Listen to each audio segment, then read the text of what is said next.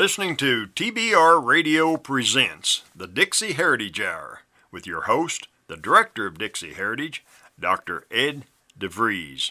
If you listened to last week's TBR Radio Presents the Dixie Heritage Hour, you know that our guest was Lady Michelle Renouf, and you know that we did not finish that conversation, that we ran out of time. And so this is a new week, and of course this week we will be continuing our conversation with Lady Michelle. If you did not hear last week's broadcast, I encourage you to go to www.barnesreview.org, click on the radio button, or go to the DixieHeritage.net website and click on the radio button. In either event, you'll be able to find a link that will take you to last week's interview, and you can hear the beginning of our conversation with Lady Michelle.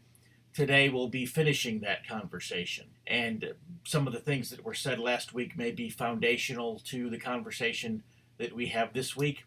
There are just a few things that you may listen to this week, and if you hadn't heard last week's program, you're like, okay, what's going on here? All that would be cleared up if you listened to last week's program. However, this week, pretty much Lady Michelle just goes into some greater detail. I know, for example, she very quickly made the comment in passing in other conversation that her friend Colonel Muammar Gaddafi had been murdered. In this week's conversation, the part of the conversation that we're airing this week, she goes into great detail explaining exactly why the powers that be wanted to murder Muammar Gaddafi, why she believes he was murdered, and so forth. And so she goes into great detail about that. And there are other topics of conversation that she goes into greater detail about also. But I know that you'll want to stay tuned because this is just a captivating conversation with a very captivating guest.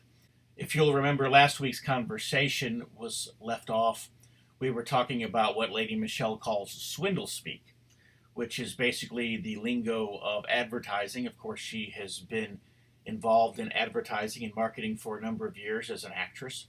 She says that one of the places where swindle speak, or the advertising lingo, and the advertising con jobs, if you will, the whole sales pitch thing, is more prevalent probably than any other area in our world, is in politicking or in politics, in electioneering and so forth. The conversation is going to pick up here. I'm going to be talking about a trip that I had made to Belize and another to Grand Bahama Island, where I was in both places during their election cycle. Specifically, I was in the Bahamas on their election day. Of course, Lady Michelle takes us into some very great detail as to exactly how the advertisers, how they work, the psychology, if you will, of political advertising. You know what amazes me? And I know you've traveled the world as well. Here a few years ago, I was in Belize, and everywhere I was at in Belize, I kept seeing the same message: Max is love, Max is love, Max is love, Max is love. It was spray painted on the sides of bus stops. It was spray painted on the sides of buildings. You know, it always looked like graffiti, and it probably was graffiti. I mean, really low budget advertising campaign here. But everywhere I went, I saw Max is love, Max is love. So finally I asked somebody, I said, who is Max, and what is this whole Max is love thing I'm seeing everywhere? And come to find out that they were going into a election cycle, and apparently Max was somebody who was running for political office. And I thought to myself, are the people of this country that simple that you can just spray paint Max is love all over everything and people will vote for you? So at least in the United States and in the UK, at least they have to work to come up with the psychology of the political sloganeering and so forth, and, the manipulation of news coverage and all the things that they do to generate what you call the swindle speak. There are some parts of the world, in the Caribbean's the same way, like the Bahamas. I was there on an election day one day and saw the signs that people were holding up in the streets. There are some parts of the world where people are so simple-minded. At least in our countries, the powers that be have to actually work at our psychological manipulation. Some places they don't have to. Well, I'd say that there's a certain cunning in Max's love, because usually it says Jesus is love. So they've simply simplified the whole thing and replaced Max as if Jesus in this place. And so one might say it might be more sophisticated than we think, because they are equating for people the concept that this man represents a religious idea.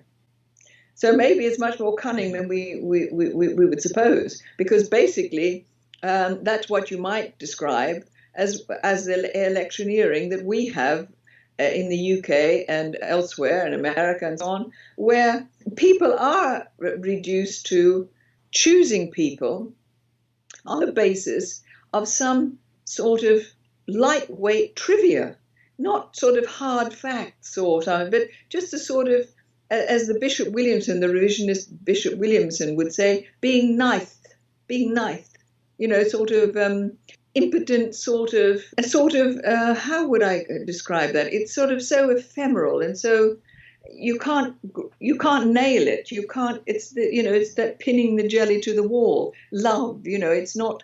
There's no substance. There's no common sense. There's no. It sort of slips away. And all of the electioneering is like that. The electioneering is like that. It's sort of, it's jelly. It's not, you don't get any, I mean, when we were so pleased when we heard Trump say he's going to clean the swamp, but he didn't actually say what the swamp was. Again, it's sort of ephemeral. It's sort of, he didn't nail it. And because he didn't nail it, we construed what we believed he meant. Like Max is love, Jesus is love, Trump is going to clean the swamp. And as in clever, very sophisticated advertising, you supply what you think they mean rather than what they are meaning. So we supplied what we thought Trump meant by cleaning the swamp, but he never said what the swamp was. And now he's joined it. It's this slippery inexactitude. And coming back to Robert Forreston, the Professor Robert Forreston, and his trying to nail the so-called homicidal, unique mass murder weapon by which is the basis of the new secular global religion of Holocaustianity, you're not getting any exactitude at all. You're just getting subjectivity, love, words like love and swamp and things like that. You're not getting hard facts. You're not being told what you're really electing.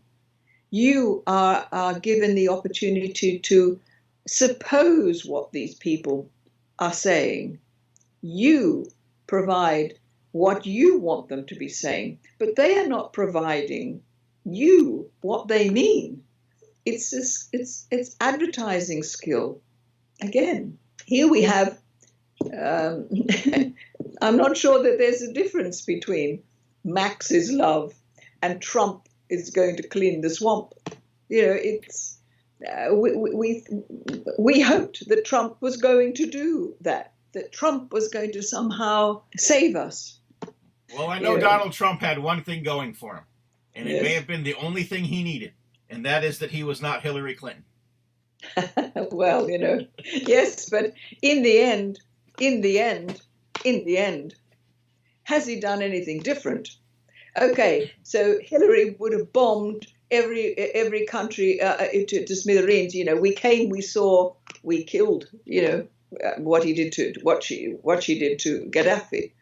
Gaddafi was the one who wanted to take the people out of the international monetary system, which is the greatest crime from the point of view of the powers that should not be. He wanted to bring in his dinar, which he would have then dealt with the world in a very different way, monetarily, economically. He was. That's why they murdered him. So one of the reasons. So. One wonders how different Trump really is to Hillary in real terms.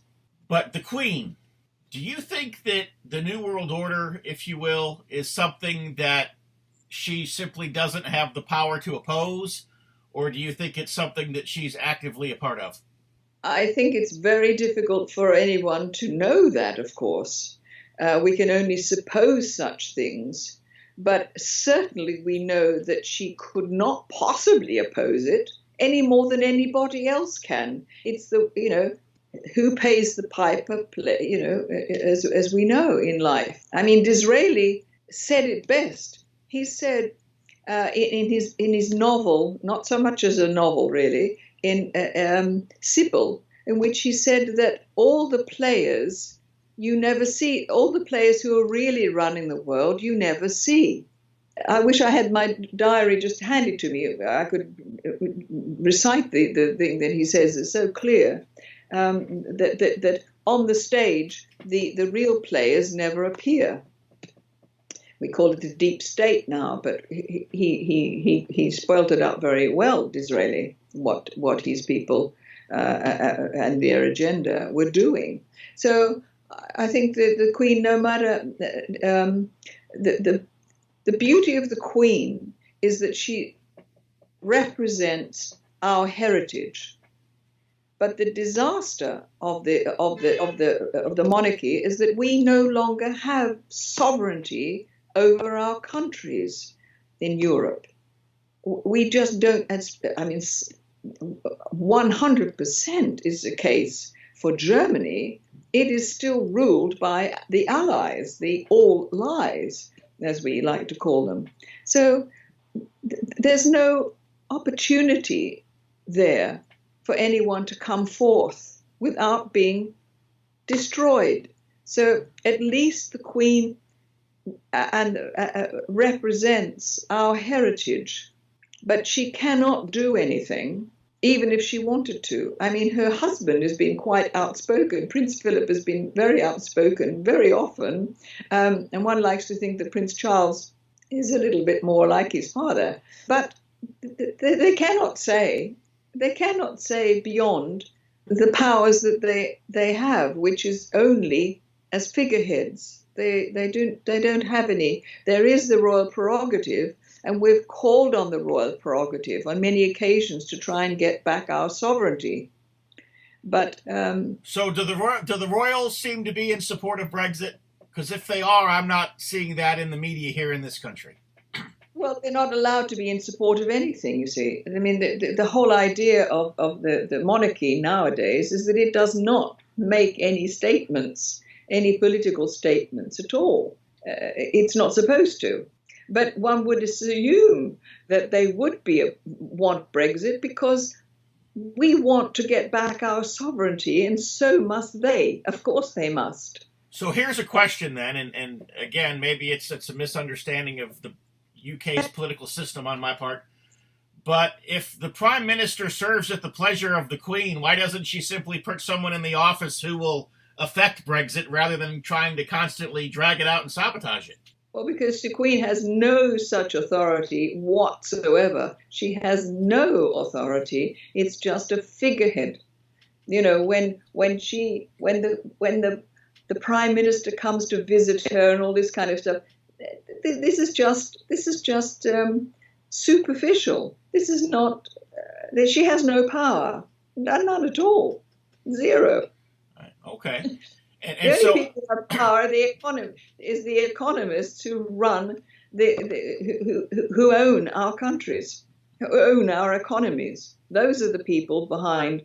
They're the people who were shocked that the British people, regardless of the enormous propaganda for staying in the EU, stunned everybody.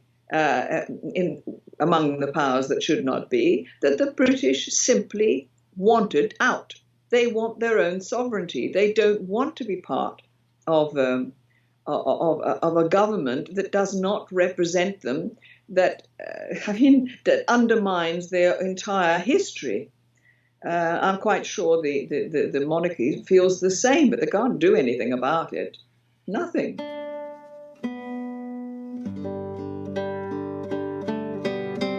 If you love listening to the Dixie Heritage Hour, then I know that you'll love reading the Barnes Review. The Barnes Review is one of my favorite magazines. I began reading the Barnes Review long before they became a sponsor here on the program. In the Barnes Review, you will read vignettes of man, from the prehistoric to the very recent, From forgotten races and civilizations to first-person accounts of World War II and the late Cold War, there's just not a more interesting magazine published today, nor a more significant and important subject than real history. So if you'll visit www.barnesreview.org, that's www.barnesreview.org, you can find out how you too can become a subscriber to the Barnes Review. You can subscribe to receive the Barnes Review by mail, or you can subscribe to receive the Barnes Review electronically in PDF editions.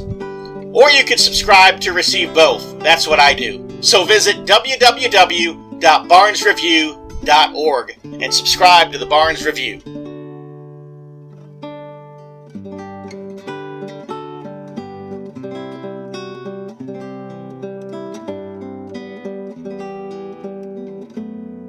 What footage I'm seeing from Parliament in regard to the Brexit discussions, at least the House of Commons is getting very rowdy.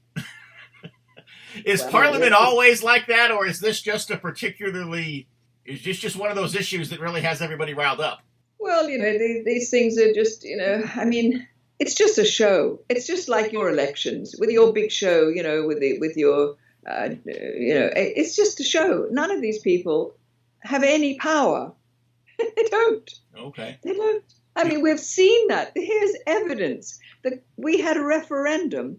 This country said we want out. 3 years later, we're still in. They were shocked. They realized they made a mistake by giving us a referendum. They're so confident in the advertising campaign that they thought for sure we would want to be part of the EU, where, we want to be this and that, all this sort of nonsense that they've sold us.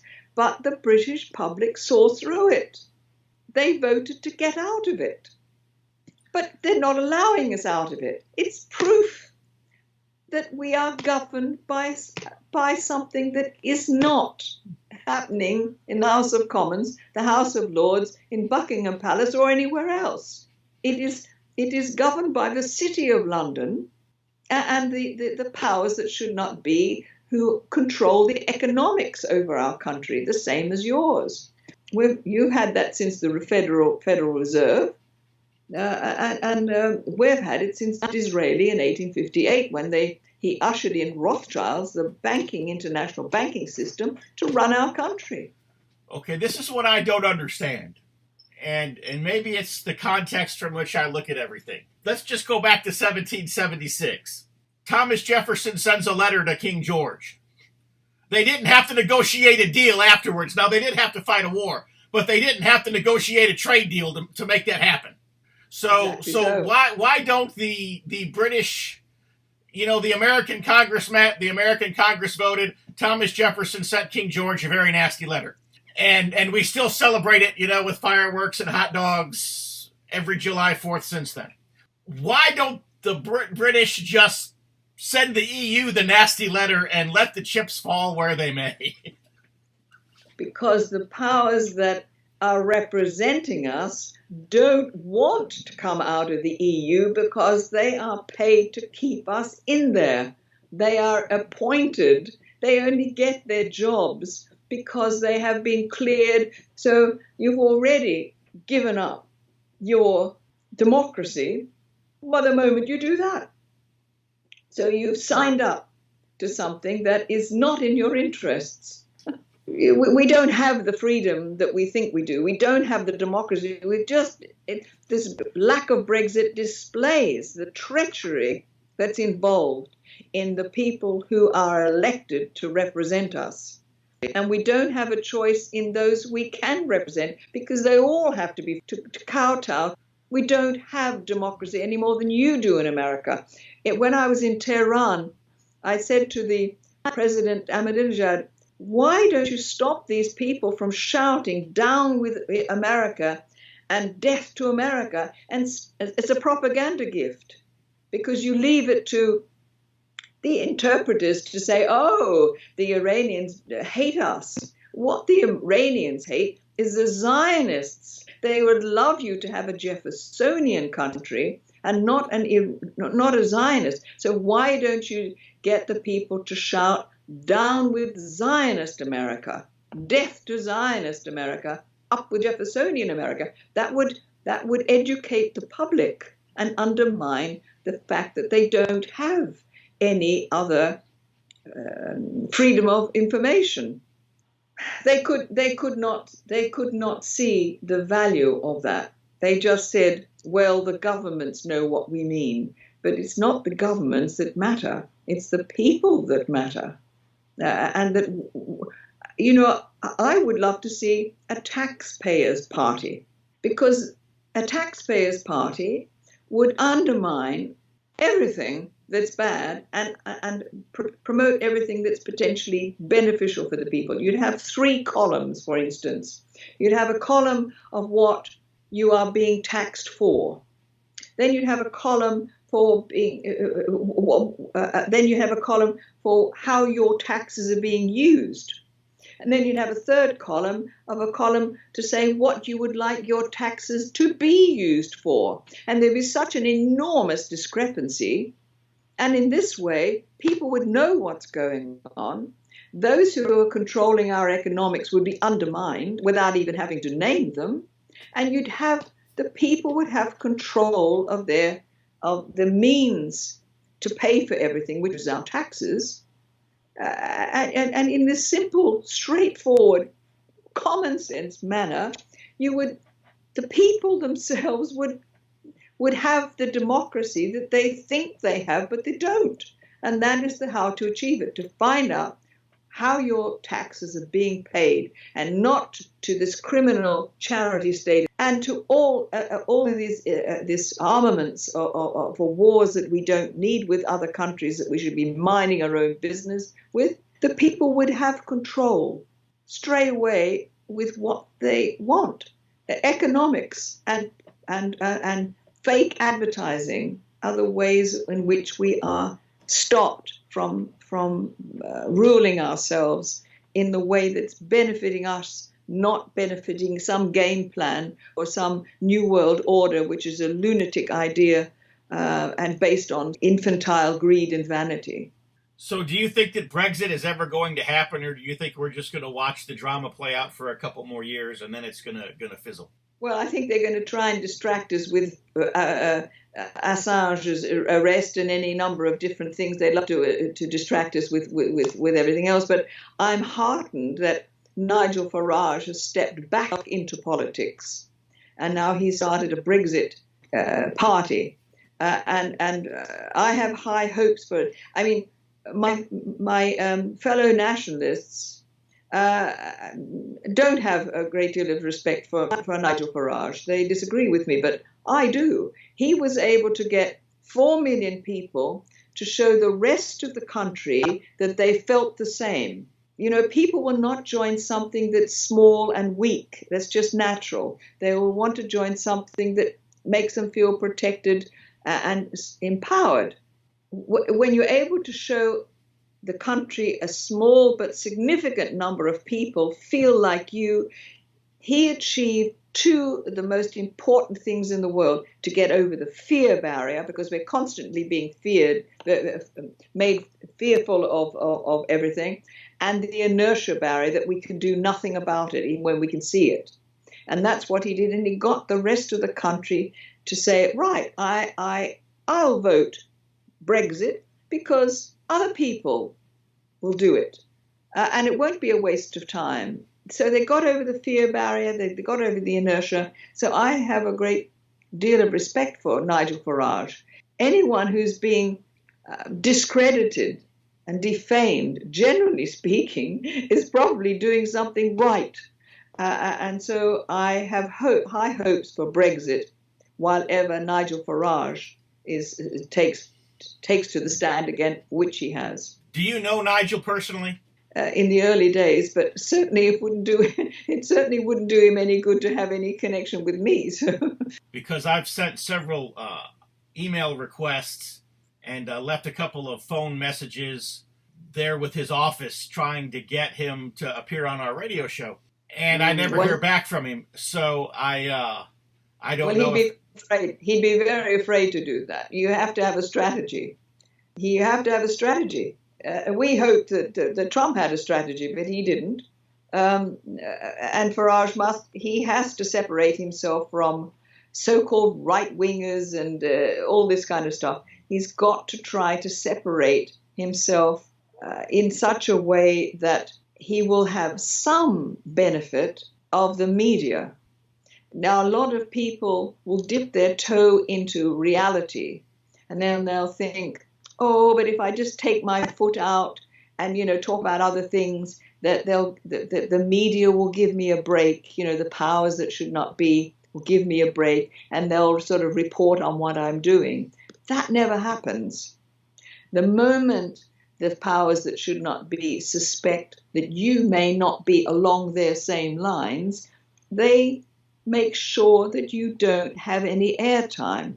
And so anyone who has any hope of broadcasting on the mainstream has to be very, very careful of their association. However, it doesn't really work like that in reality. I mean, you've had recently Gerard Taylor, who's the head of the American Renaissance. He's studiously kept away from revisionism in order that he could just talk about one topic and not be associated by this sort of one that will immediately close him down. But he's just been recently refused entry into Europe because he can't come into Europe now. And he's never spoken about Holocaustianity. He's steered well clear of it. So it's not this business of, we must be careful of association and all these kind of things. It generally doesn't work. So one should really try to speak the whole truth, but it does require some strategy because people have been so badly, well, so successfully, I suppose, conditioned that just one single word, you've only got to use the word race. As I say at the Brexit Bruges Group event, I said our white race wants to survive in Europe.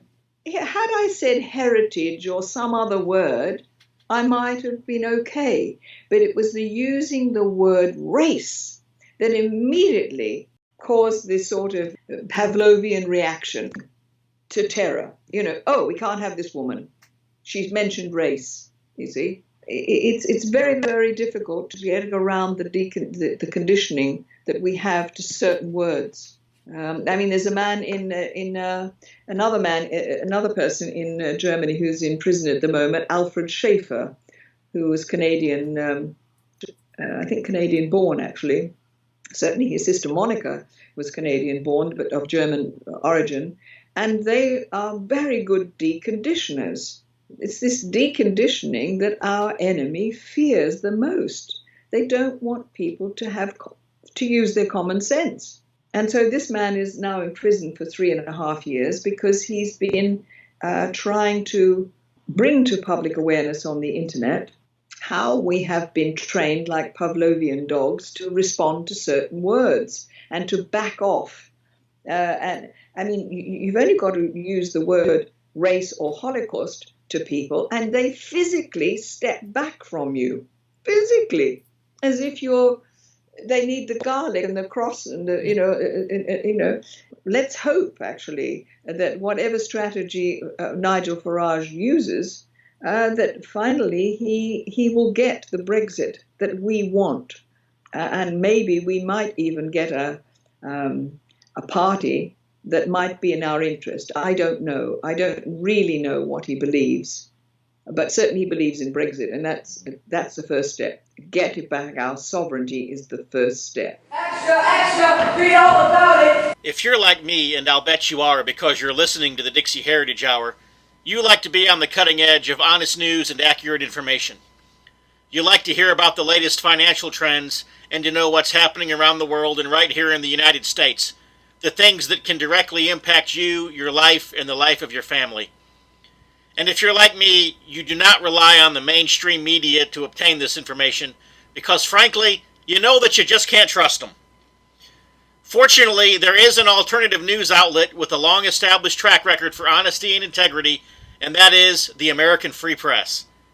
AFP is the preeminent alternative, independent news source for honest, hard-working, truth-loving Americans. AFP is the antithesis of the controlled, lamestream media.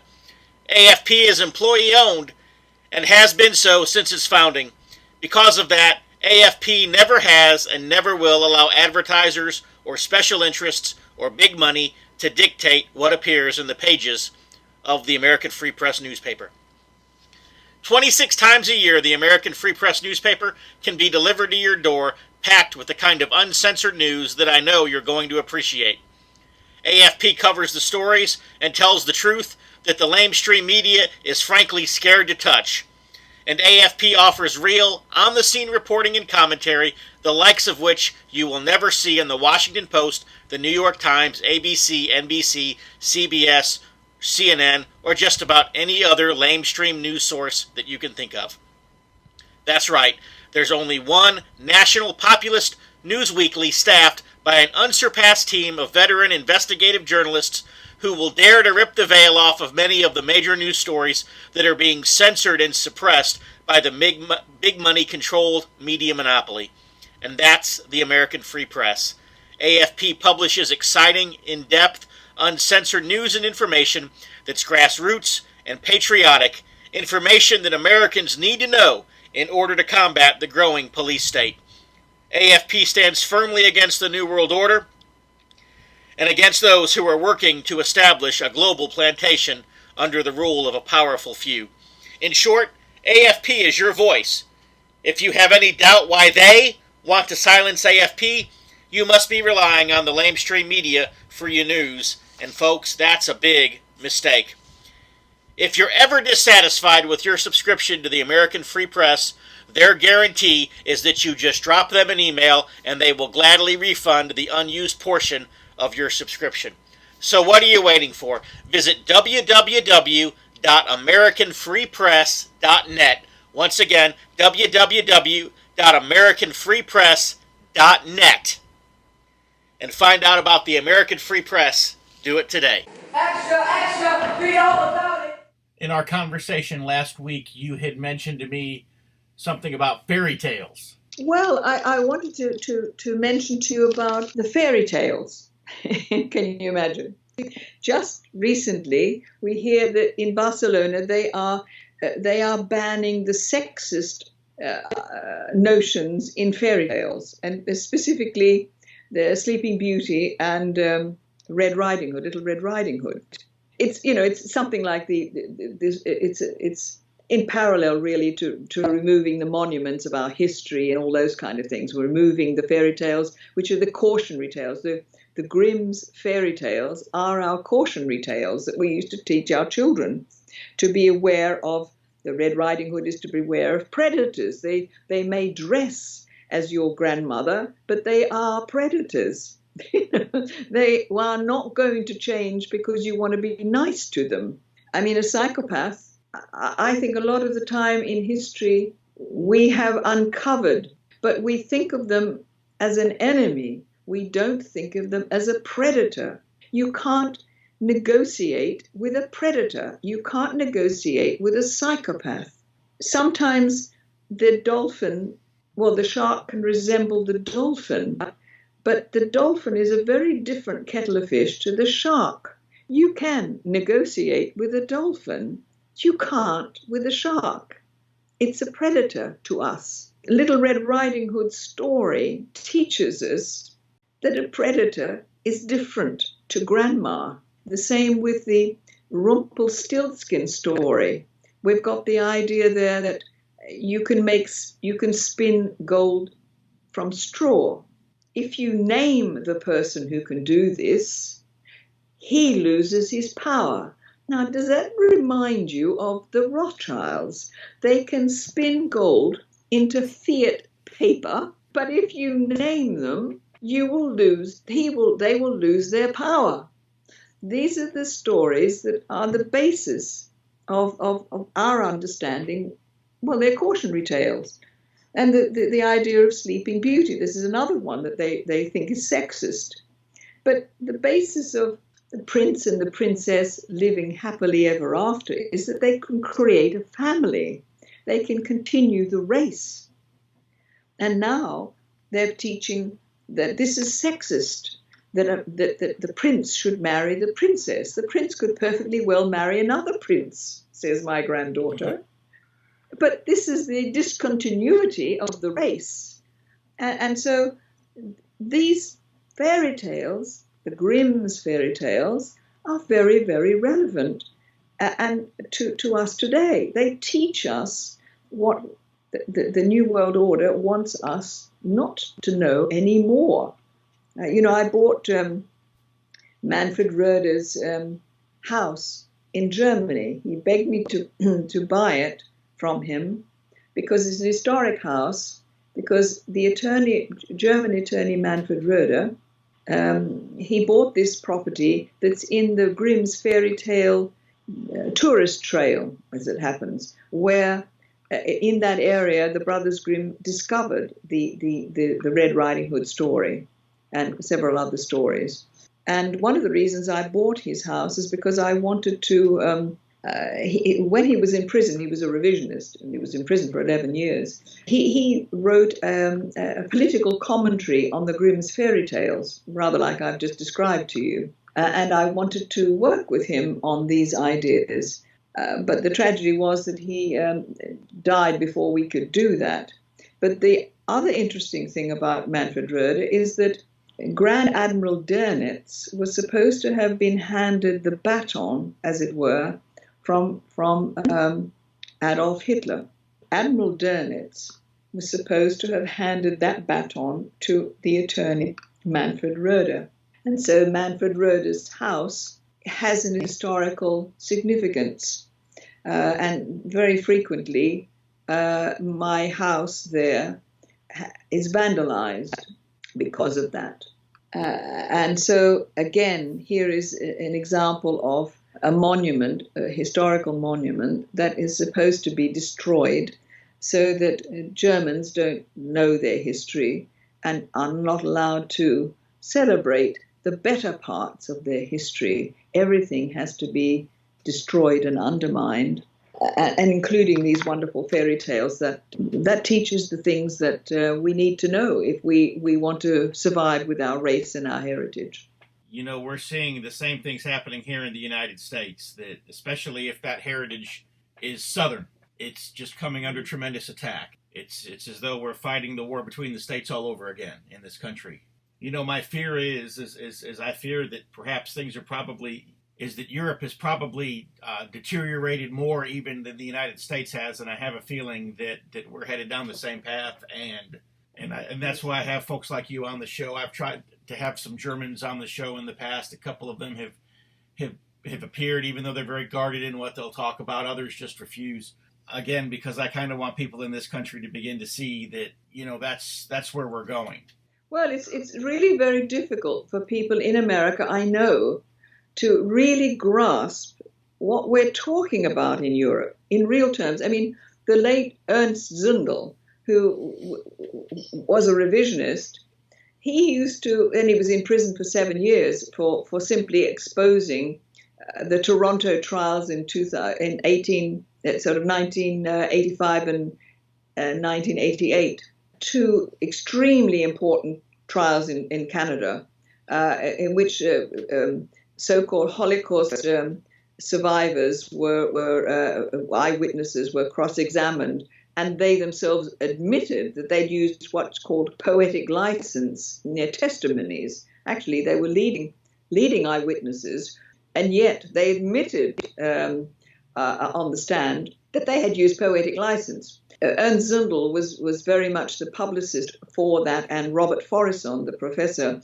was the historian, the revisionist behind much of the tremendous amount of exactitude that came out in those trials. But Ernst was put in prison in Toronto for 2 years in solitary confinement, and then he was put in prison. He was extradited and put in prison in Germany for 5 years after that. And when he got out of prison, and he was never allowed to reunite or come back to his wife in Tennessee, Ingrid Rimland, he was never permitted to do that. And he'd say to me, do you know, when I get off the phone to my wife, he said, I feel such a coward because she doesn't understand that I cannot say things like that. She'd like me to while I'm standing on German soil. She knows all about this, and she fights for it, and yet she hasn't really grasped it.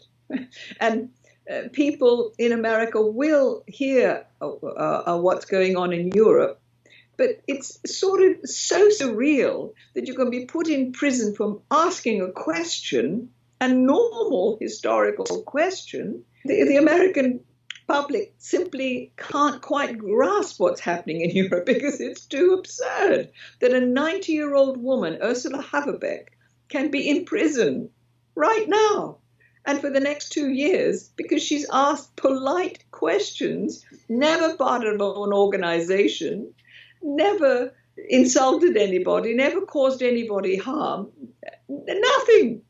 She's just asked questions that people don't want asked.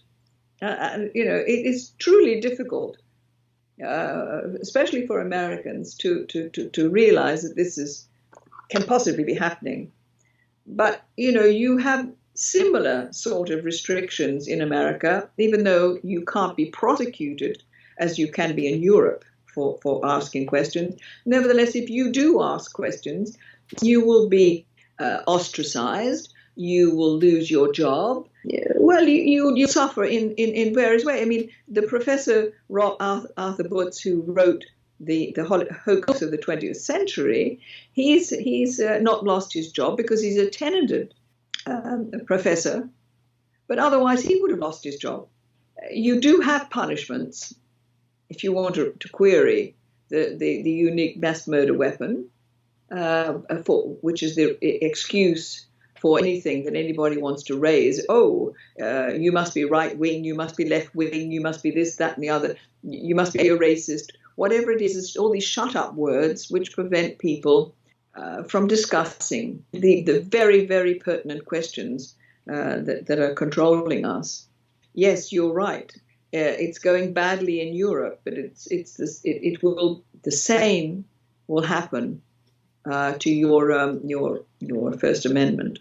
In the media and here in the United States, and I'm sure the same is true in Europe and in the UK, nationalist has very much become a dirty word. So I'm certain that you've been accused, that you've been called by that word. And so explain to us why nationalism or nationalist is not the dirty word that we're supposed to believe that it is. Well, because nationalism we have to have roots. We're not international citizens without roots. We must have roots. We must have an identity that's rooted in our culture and our race and things that are real. Race is real. Our nations are real because they are based upon our racial type, the cultures that emanate and arise from our racial tendencies and mindsets and so on. So for us to have, I mean, we're not just people that stand here today. There's a wonderful poem by a German who says, look after your blood, it's not just yours. And it's sort of, I'm born in Australia, so I'm a colonialist as well. and so in my upbringing, we thought the world was only 200 years old, you see, because that was the history that we were taught in those times. But so we'd forgotten, or we're not sort of encouraged to realize that we are rooted by umbilical cords to generation of our own heritage, our own race. We are all of those people that went before us. Each one of us is all those people that went before us in our blood.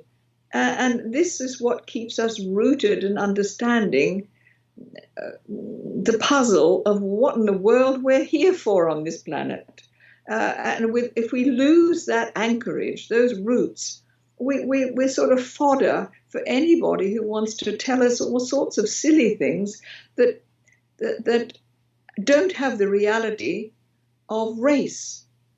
And so nationalism is extremely important, that we do remember what's gone before and the people before us and those who fought for us, in order that we can have the sense of justice and the four inseparable classical virtues that I always like to promote, which I think is the basis of our humanity, really, which is, the first one is temperance, which is a sense of measure and beauty and harmony. The second is justice, but of course unbiased. The third is wisdom, but in the Greek classical tradition of scientific attitude, with the scientific attitude, which is where revisionism, historical revisionism, and the Barnes Review comes in to have history accord with the facts. And the fourth is courage, but courage not of vainglory, but courage based on empathy and empathy for others. But those four classical virtues cannot be separated. They're no use separate.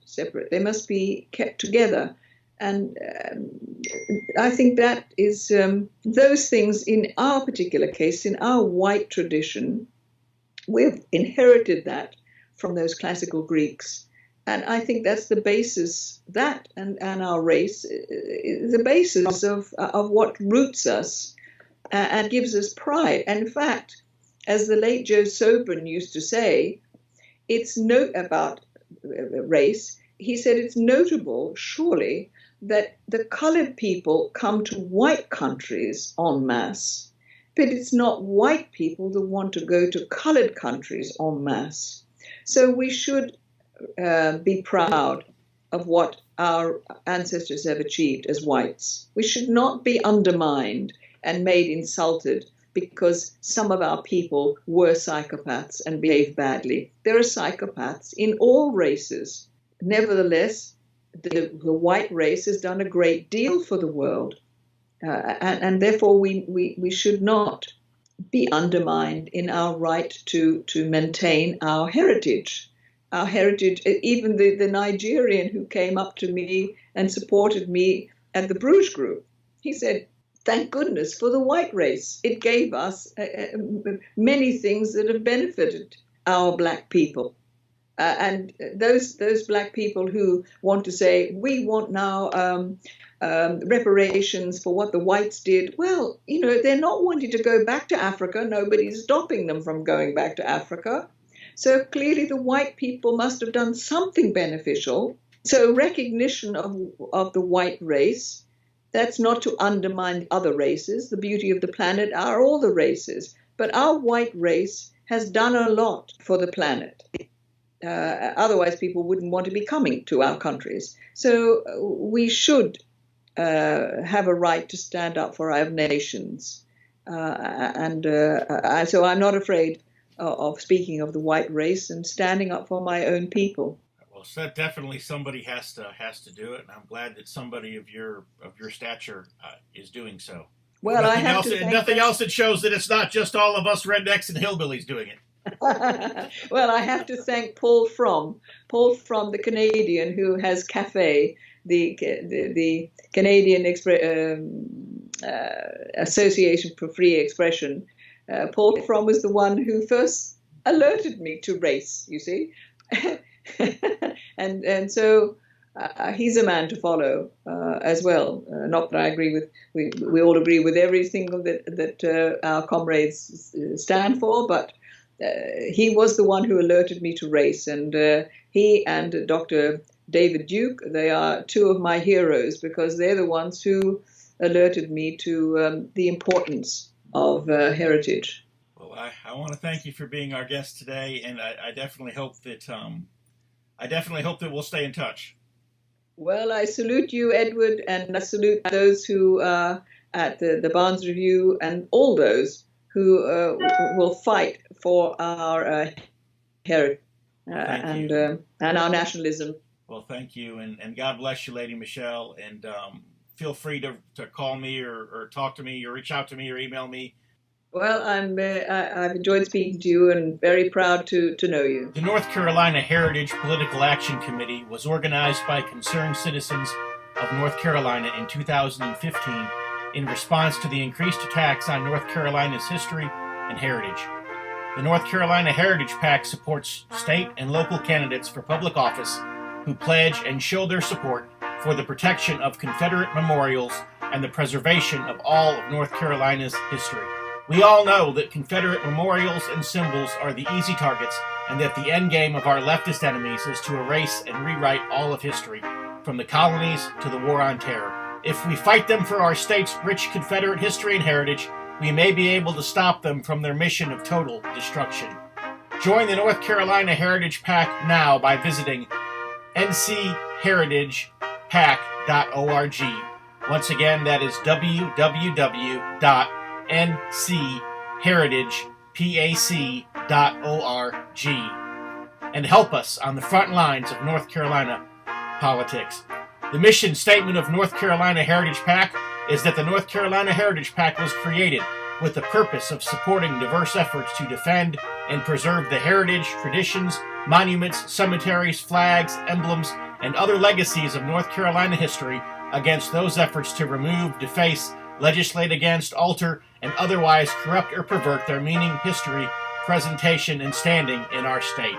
Once again, www.ncheritagepac.org.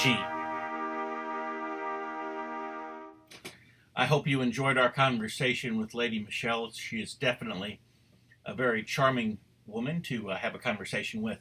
Also a very knowledgeable person, having through the years been privy to conversations amongst people who, us ordinary folks don't even have access to, or don't even really have the opportunity to hang around. And so a lot of what she has learned over the years, she has learned in private conversation and in social conversation. And, finally, after years and years of realizing what was happening, she finally began to become outspoken and to become an activist for the people and for our history and for our heritage. And I definitely like to thank her for being our guest. Of course, we ended our conversation on a note of nationalism, and I will use that as an opportunity to remind you that on June 9th at 11 a.m., I will be speaking near the Antietam battlefield in southwestern Maryland, not too far from the nation's capital. And I will be speaking on nationalism, and specifically the difference between a nation and a state. And of course, Lady Michelle alluded to that as well when she was talking about the British heritage and the European heritage. And so the British nation, the French nation, the other nations of Europe have existed for hundreds and hundreds of years, even thousands of years, without any consideration to the governments that ruled over them. In other words, several governments have existed in Great Britain, but yet the British nation, the English nation, persists and remains. And the same can be said of other countries in France as well.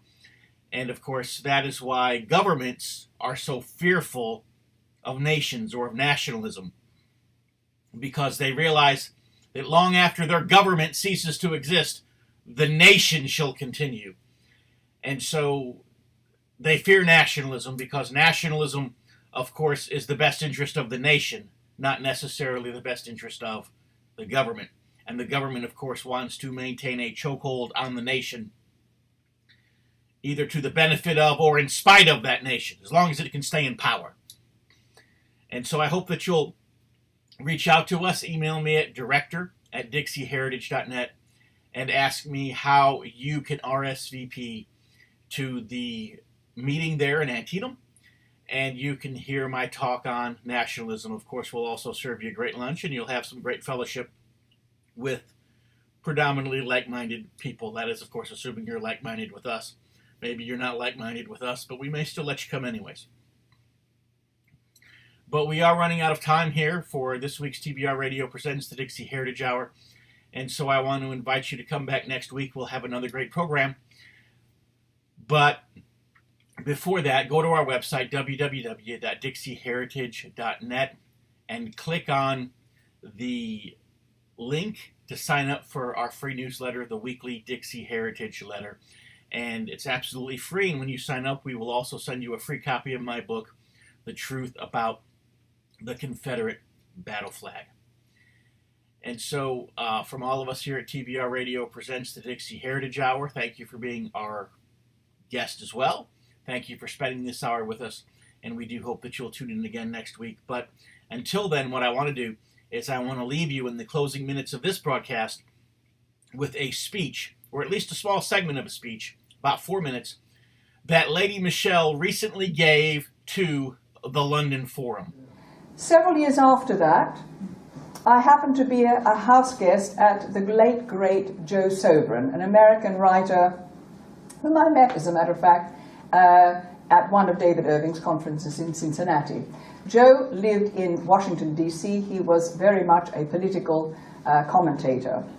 And at that time, I think it was 2004, he was telling me about Ernst Zundel, a Canadian German who was on trial in Canada, in Toronto, and there was to be trials in secret. Habeas corpus was not to be respected, and I thought, is this possible? That in our day and age, it's possible that people can bring you to court without naming who they are, for how long they have spoken, how many witnesses they have.